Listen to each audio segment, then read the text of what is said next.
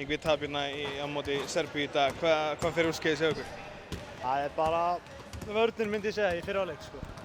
Þeir að ná einhverjum 20 stiga forskottan í miðjum öðrum leikluta. Það er bara að gera hana mun sko í dag. Það virtist svona pínu stemningsleysi yfir ykkur. Fór þessi frídagur eitthvað illa í ykkur? Nei, alls ekki.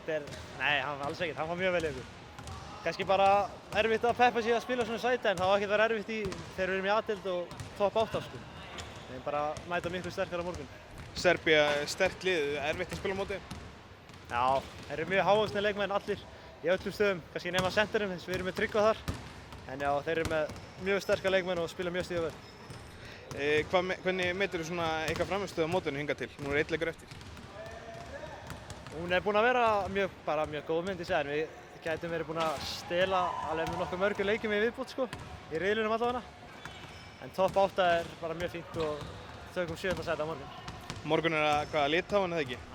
Nei, hérna. Það er ekki Þjóðverjar. Þjóðverjarnir, fyrirgefðu. Það eru Þjóðverjarnir á morgun og við ætlum væntanlega að enda þetta mót á toppu. Við munum taka Þjóðverjarna, það er klárt. Við mætum vonandi með stemmingu á morgun og spilum vel.